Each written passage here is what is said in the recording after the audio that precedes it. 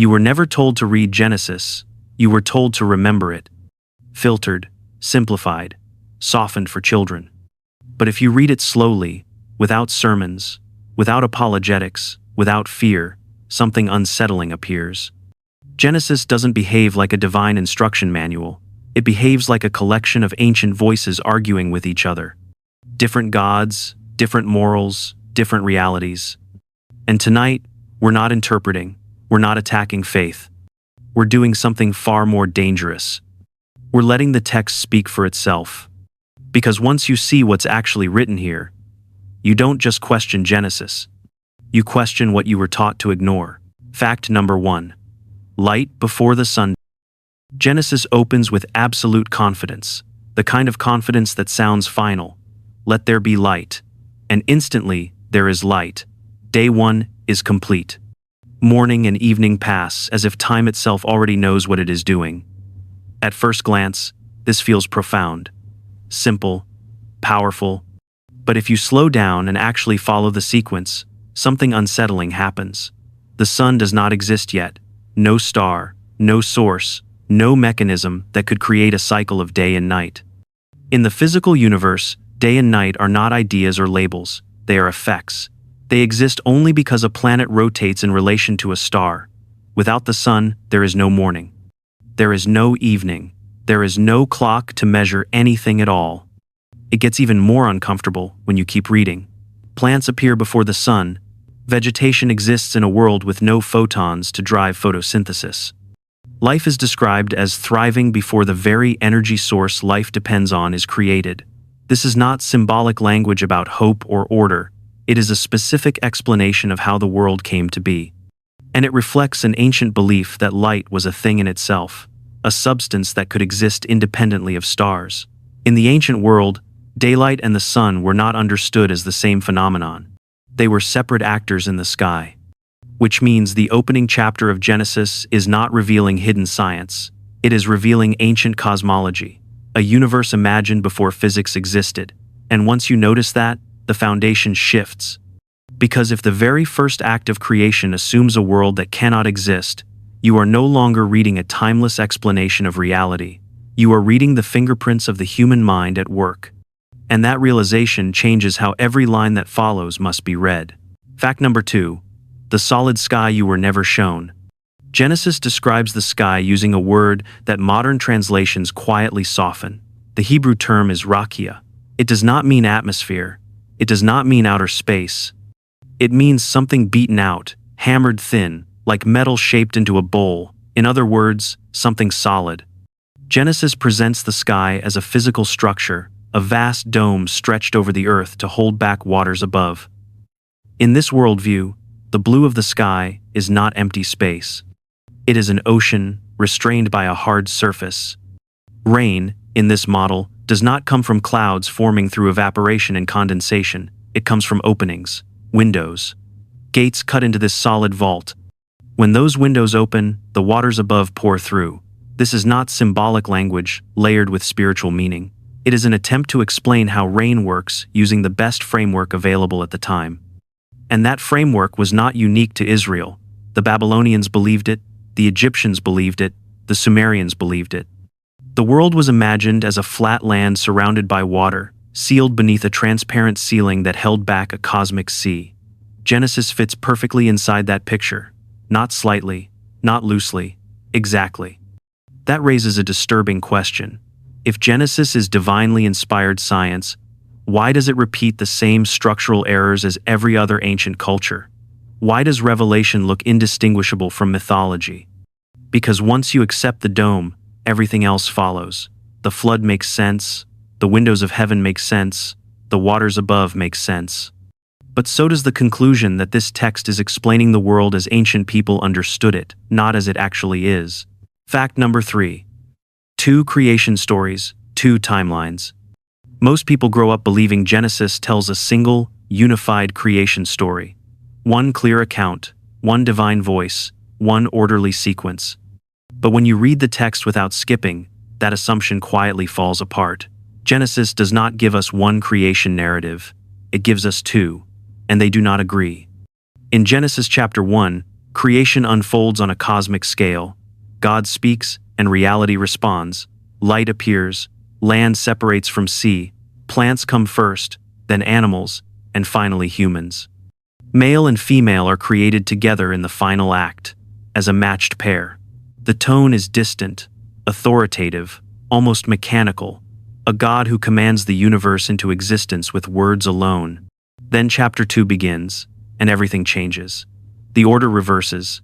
A man is formed first, before plants, before animals. The earth is dry and empty. God shapes a human from dust with his hands, breathes into him, plants a garden afterward, then starts creating animals one by one as potential companions. Only after this process fails does the woman appear. This God does not command. He experiments, he reacts, he adjusts. These are not two camera angles of the same event. They are two different timelines with two different theological assumptions. One describes a transcendent creator. The other describes a hands-on craftsman learning as he goes. The stories were not merged into harmony. They were placed side by side, sewn together by later editors who did not erase the seams. And that leaves us with an uncomfortable question. If God does not contradict himself, why does the very beginning of Genesis already contain a contradiction that cannot be reconciled without explanation coming from outside the text itself? Fact number 4. Let us make man. Genesis includes a line that is often rushed past or quietly explained away because of how disruptive it is. Let us make mankind in our image. The wording is unmistakably plural, not poetic, not vague. Us. Our. More than one voice involved in the decision. Most modern readers are taught to see this as the Trinity, but that explanation collapses the moment you place it in historical context. The concept of the Trinity did not exist when Genesis was written. The original audience had no framework for it. They would not have heard three persons in one essence. They would have heard something far more familiar to the ancient world. They would have heard a divine council, a high God addressing other divine beings. This idea appears throughout the Hebrew Bible if you read it without later theological filters. God presides, God consults, God speaks among others. Genesis is not presenting a solitary, all-alone deity floating outside reality. It is preserving a worldview where Yahweh was one God among many, elevated, powerful, dominant, but not solitary. This is not speculation. It matches the religious landscape of the ancient Near East exactly. Cultures believed in pantheons, councils of gods, hierarchies in the heavens that mirrored hierarchies on earth. Monotheism did not appear fully formed. It developed over time, slowly narrowing many gods into one supreme authority. Genesis quietly remembers that earlier stage. It does not erase it, it does not correct it, it leaves the plural language intact, like a fossil embedded in stone. And once you notice it, the question is no longer whether Genesis teaches strict monotheism from the beginning. The real question becomes why later theology worked so hard to convince you it always did. Fact number 5. The serpent is just a snake. One of the most powerful assumptions people bring into Genesis is that Satan appears in the Garden of Eden. He doesn't. There is no devil in the text, no fallen angel, no cosmic rebellion against heaven. The story introduces only a serpent, described as more crafty than any other wild animal the Lord God had made. Not a demon, not a spiritual enemy, an animal. The punishment confirms this. The serpent is cursed to crawl on its belly and eat dust. That makes sense if the character is a creature of the ground. It makes no sense if the character is a supernatural being. A fallen angel would not care about losing legs or slithering in the dirt. The logic of the story only works if the serpent is exactly what the text says it is. The idea that the serpent is Satan appears much later. Centuries later, it emerges as theology evolves and needs a central villain to explain evil, temptation, and cosmic conflict. But Genesis never makes that connection. The text does not hint at it. It does not suggest it. It simply tells a story where animals talk, deceive, and are punished, just like many ancient myths and fables. This means something uncomfortable. The foundation of original sin does not rest on a cosmic enemy. It rests on a talking snake. The villain Christians are taught to fear is not present in the original story at all. He is added afterward, retrofitted, to give the narrative a darker, more cosmic meaning. And once you see that, the entire framework of sin, fall, and redemption no longer begins where you were told it did. Fact number 6. God doesn't know where you are. After the fruit is eaten, something subtle but deeply unsettling happens. God does not thunder from the heavens. He walks through the garden.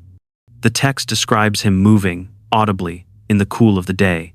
Adam and Eve hear him coming and hide. That alone already paints a very different picture from the abstract, all-present deity most people imagine. But it gets more uncomfortable when God begins to speak. He asks questions, real questions. Where are you? Not as a lesson, not as a rhetorical device. He is looking for them. When Adam answers, God asks again, "Who told you that you were naked?" Then another question. "Have you eaten from the tree I commanded you not to eat from?" The sequence matters. God does not already know. He is gathering information. He is discovering what has happened through conversation. This is not omniscience, this is investigation.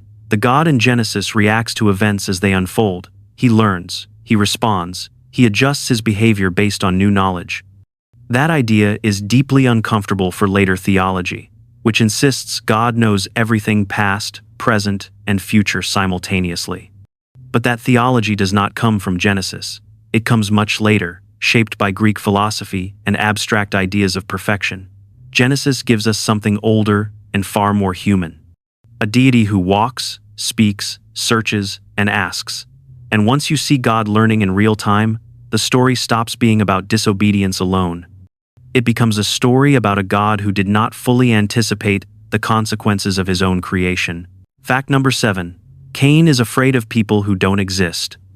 After Cain kills his brother, the story takes a turn most people never stop to examine. Cain is not alone with his parents on an empty earth. He panics. He says, "Whoever finds me will kill me." That fear makes no sense if the story is taken at face value. At this point in Genesis, the human population consists of Adam, Eve, and Cain himself. Abel is already dead. There is no one else to fear. And yet Cain speaks as if the world is already populated. The narrative continues as if this is completely normal. Cain travels to the land of Nod. He finds a wife there. The text does not introduce her. She is not explained. She is simply assumed. Cain then builds a city. Not a tent, not a small camp, a city. Cities require people, infrastructure, generations, none of which exist if Adam and Eve are the literal first humans. Genesis does not pause to resolve this contradiction. It does not clarify where these other people came from. It does not suggest incest or hidden siblings. It simply moves on, as if the audience already understands that the world contains more humans than the story has introduced. That tells us something important. Either Adam and Eve were not meant to be the first humans in a biological sense, or this story was never written to explain the origin of all humanity. It was a local origin myth, later expanded beyond its original scope. Either way, the neat, self-contained version, taught in Sunday school, cannot survive a straightforward reading of the text. Fact number 8. People lived for 900 years. Genesis presents a list of human lifespans that immediately strains credibility.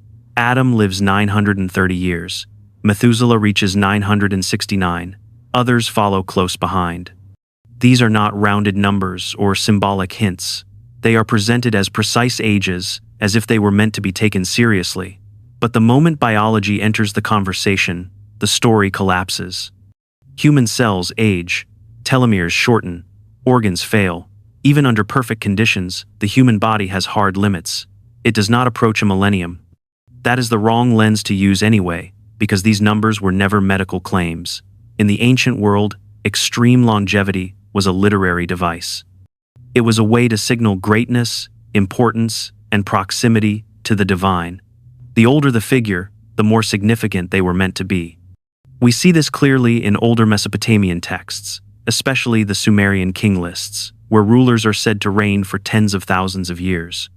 No one reading those texts in their original context thought they were hospital records. Genesis uses the same symbolic language. It does not invent this tradition. It participates in it. Long life in these stories does not mean biological accuracy. It means legendary status. These ancestors are being elevated, not documented. That tells us something crucial about how Genesis expected to be read by its original audience. It was not offering scientific data about human aging. It was constructing a mythic past using the same storytelling tools as its neighbors. And once you recognize that, treating these ages as literal history stops making sense, because the text itself is speaking a different language entirely. Fact number 9. Angels have sex. Genesis 6 contains one of the most uncomfortable passages in the entire book, and it is often rushed past because of how strange it is. The text says that the sons of God saw that human women were beautiful and took them as wives. The language is not symbolic, it is direct. These are divine beings engaging in sexual relationships with human women. Their children are described as the Nephilim, mighty warriors and giants, the heroes of old. This is not unique to Genesis. It fits perfectly into ancient mythological thinking. Greek stories tell of gods descending to sleep with mortals, producing figures like Hercules. Sumerian myths describe divine kings born from unions between gods and humans. In that worldview, the boundary between heaven and earth was not sealed. It was porous. Divine beings could cross it. They could eat, fight, mate, and leave offspring behind. Later theology became deeply uncomfortable with this idea. Angels were redefined as non-physical, sexless, untouchable. So, interpreters scrambled for alternatives, claiming the sons of God were merely human rulers or descendants of Seth. But those explanations ignore the language and the cultural context of the text. The original audience would have understood these figures as divine beings, not ordinary men. Genesis preserves this older worldview without apology. It does not explain it away. It does not correct it. It simply records it, which leaves modern interpretations sounding strained and defensive.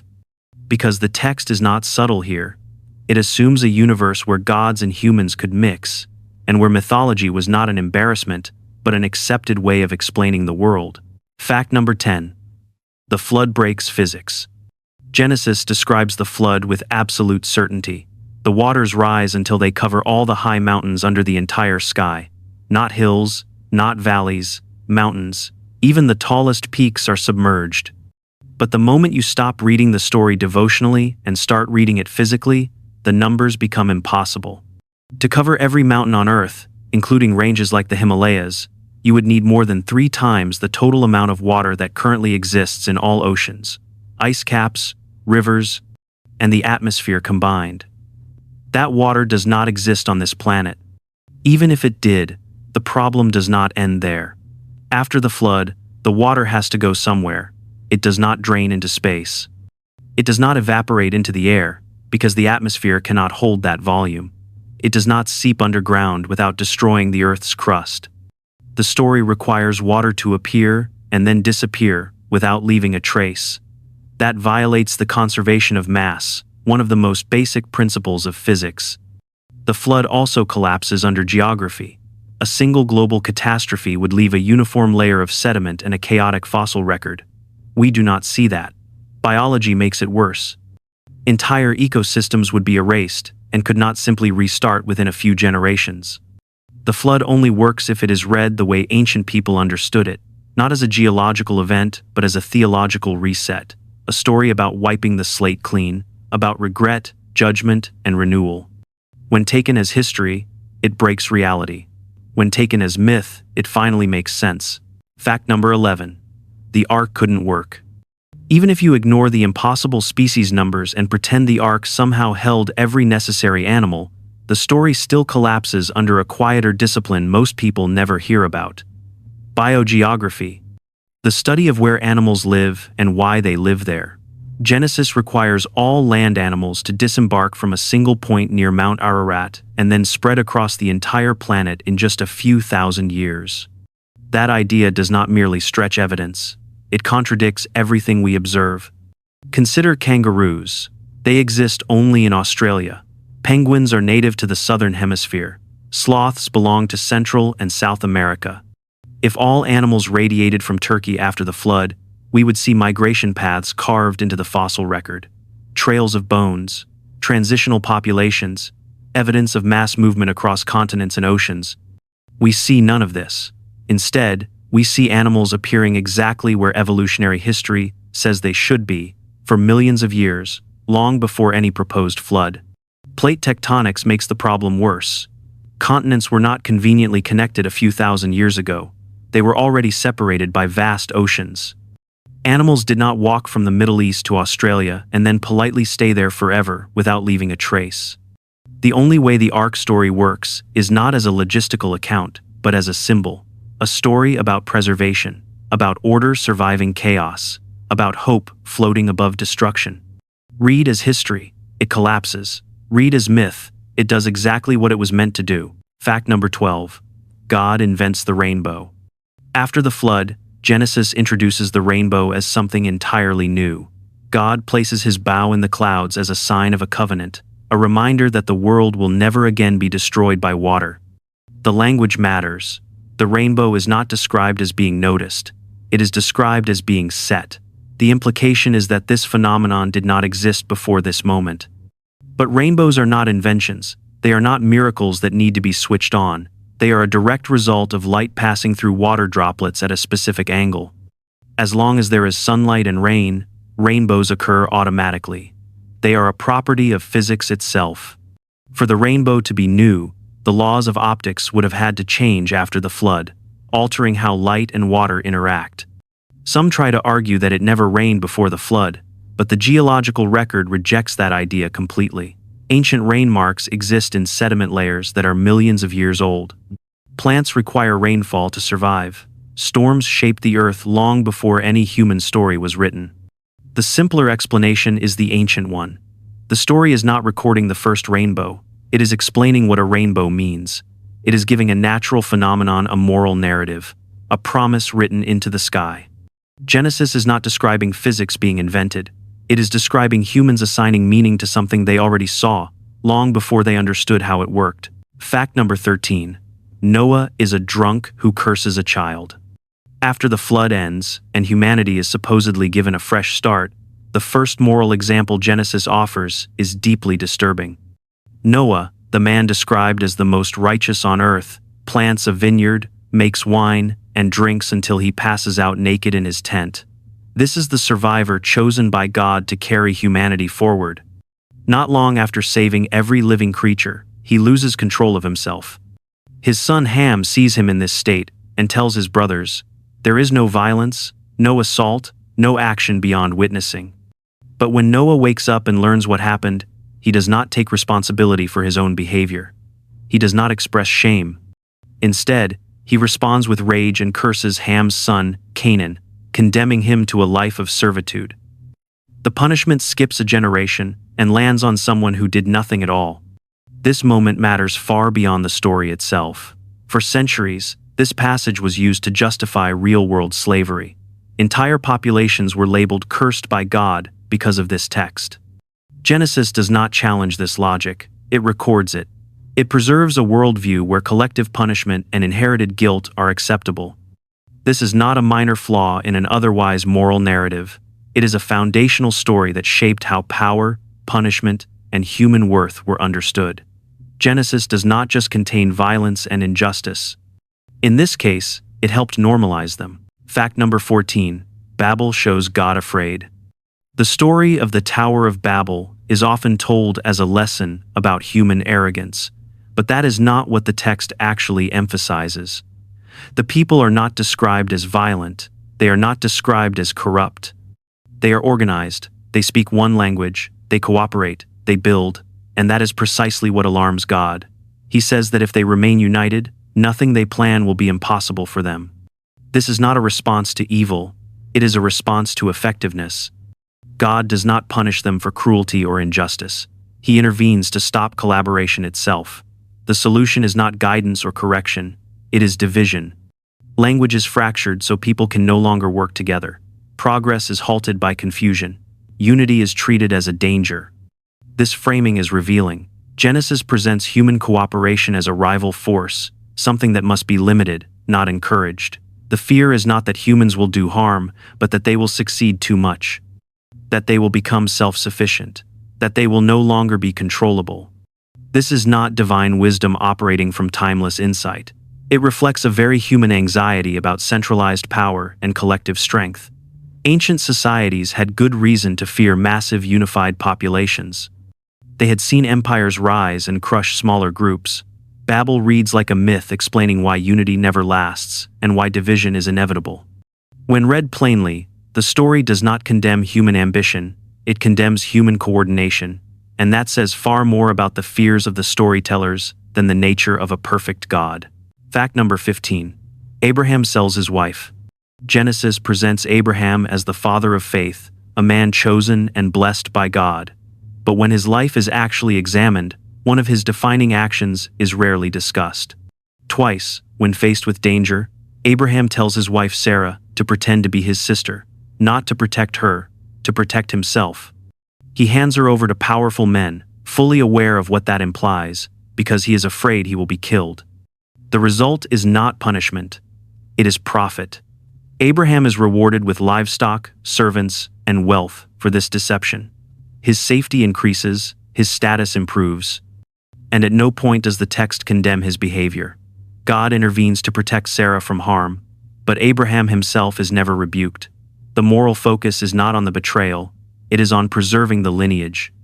This reveals the social logic operating beneath the story. Women are treated as assets, tools for survival and advancement. Their bodies are bargaining chips in negotiations between men. Genesis does not present this as tragic or shameful. It presents it as strategy.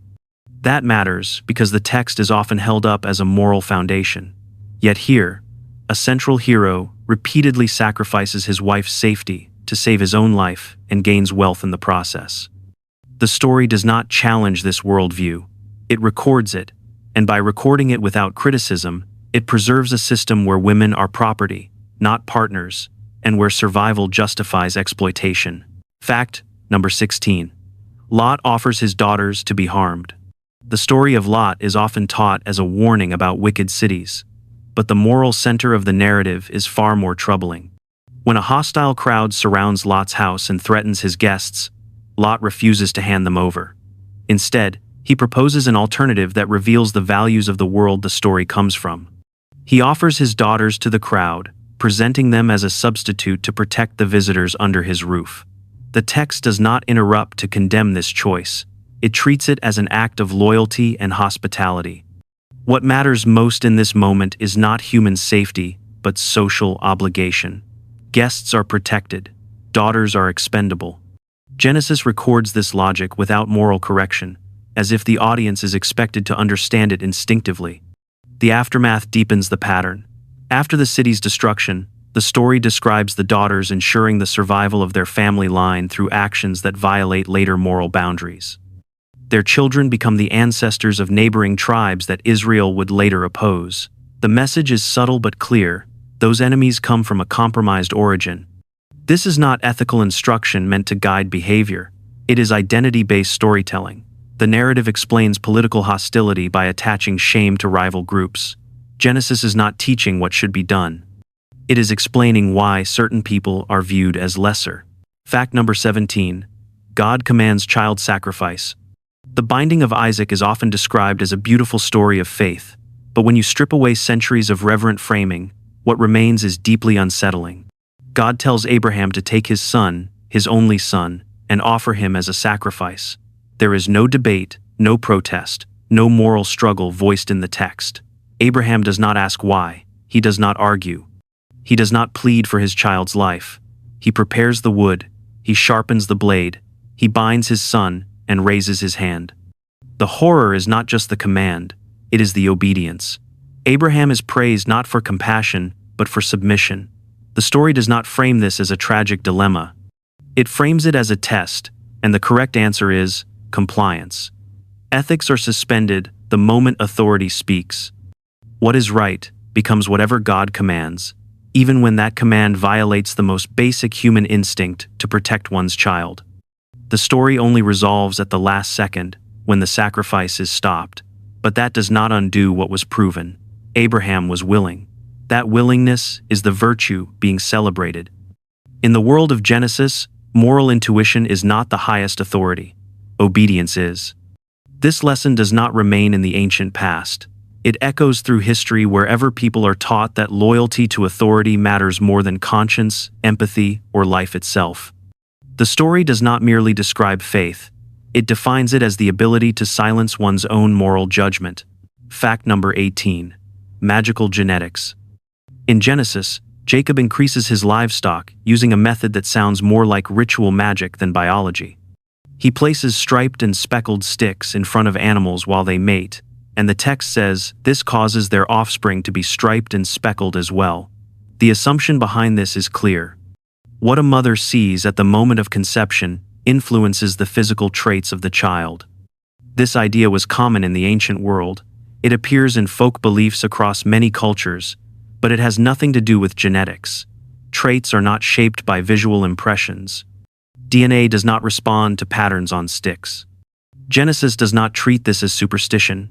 It presents the method as effective. The story assumes sympathetic magic as a real force in reproduction. That tells us something important about the mindset of the authors.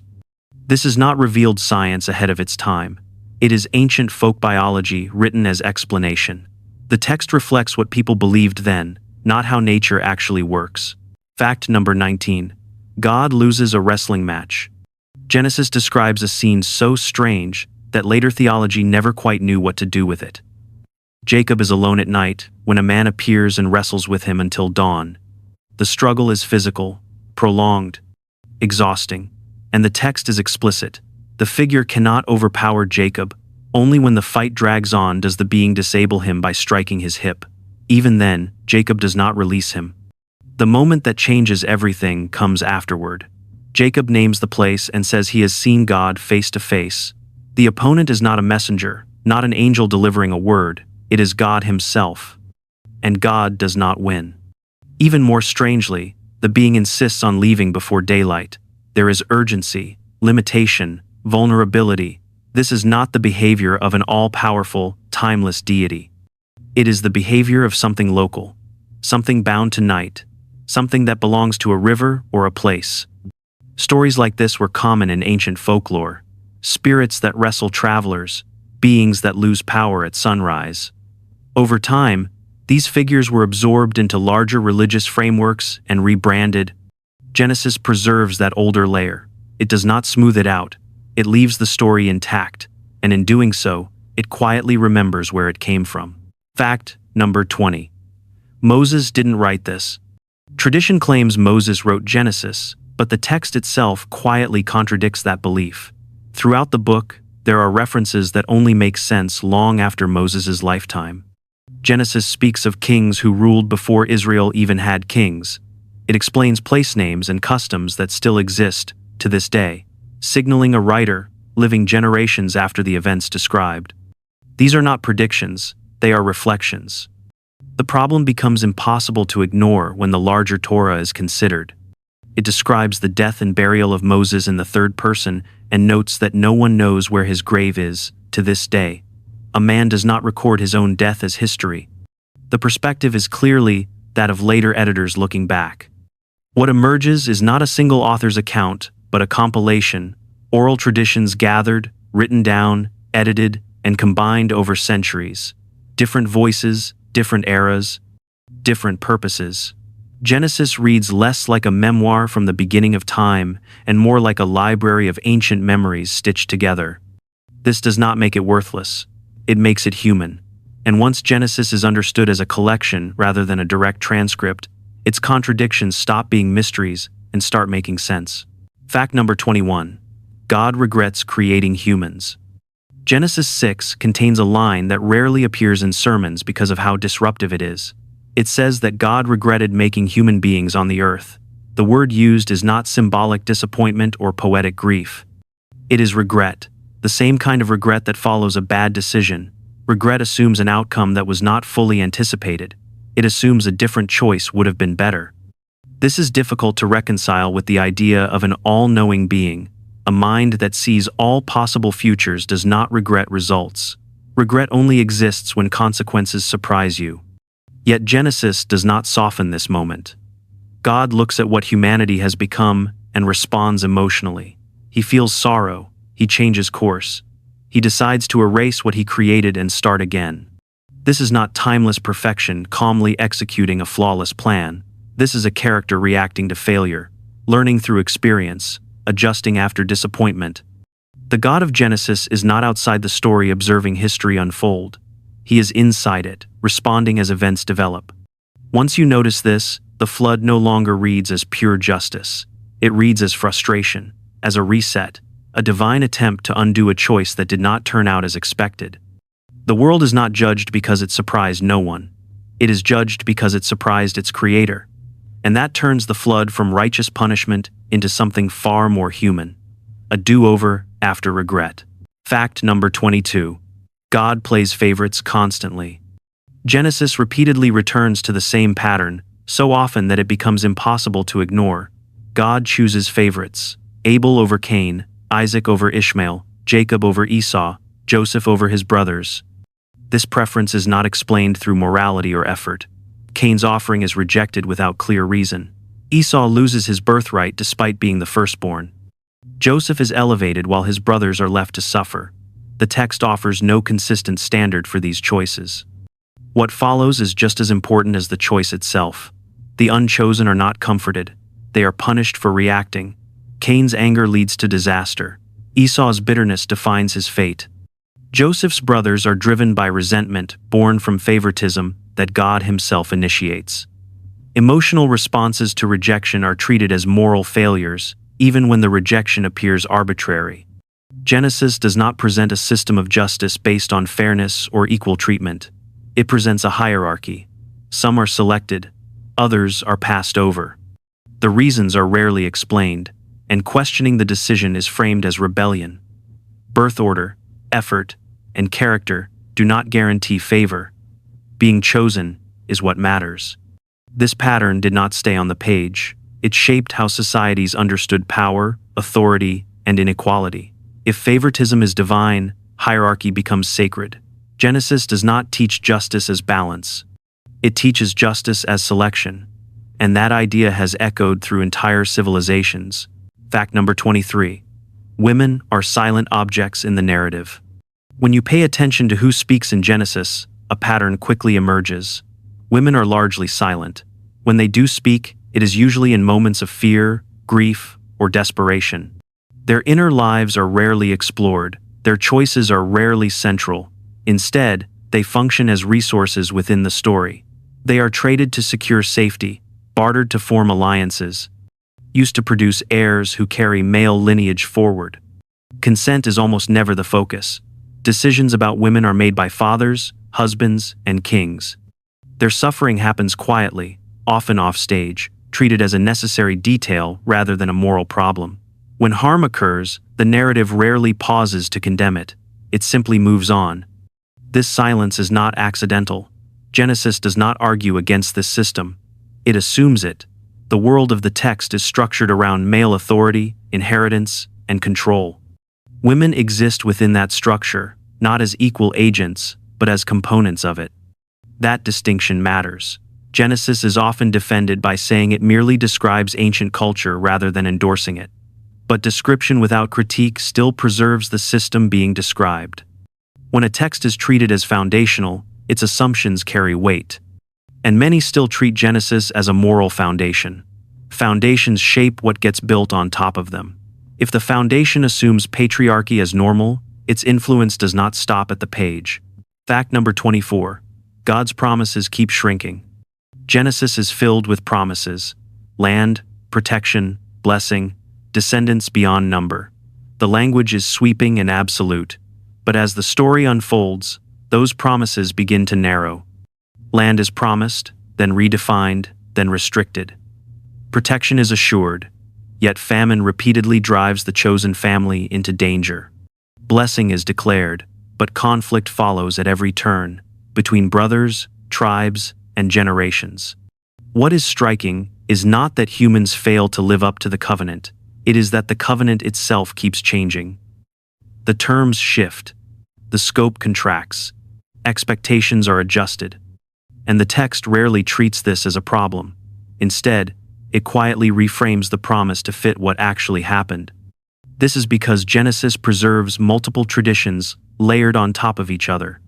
Different communities, living in different circumstances, trying to explain why the grand promises of the past did not match their present reality. Rather than predicting the future, the stories reinterpret the past to make sense of disappointment, loss, and delay. Once you see this pattern, the idea of an unchanging, eternal covenant becomes harder to sustain. What looks eternal at the beginning looks increasingly negotiated by the end. The promise does not fail dramatically. It slowly shrinks until it fits the world as it is, not the world that was once imagined. Fact number 25. Genesis never claims to be literal. Here is the quietest truth in the entire discussion. Genesis never claims to be literal. Nowhere in the text does it say this is science, this is history, or this must be read exactly as it happened. Those expectations are never stated by the authors themselves. They appear much later, added by institutions that required certainty in order to maintain authority, stability, and control. Genesis presents stories, explanations shaped by the world of the people who told them. Cultural memory passed down, refined, and preserved. It uses myth not as deception, but as meaning-making. As a way to answer questions ancient people were asking long before modern categories like physics or historiography existed. The text does not demand perfection. It does not defend itself. It does not warn readers not to question it. That pressure comes from outside the pages. From traditions that insisted the text could never be wrong, because too much power depended on it being right. The real conflict, then, is not between Genesis and reality. It is between honest reading and enforced interpretation. The danger was never in the stories themselves. It emerged when people stopped allowing them to be human, because once a text is declared flawless, questioning becomes forbidden, and when questioning is forbidden, understanding disappears.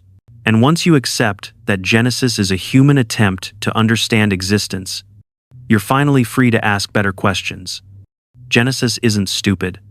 It's ancient.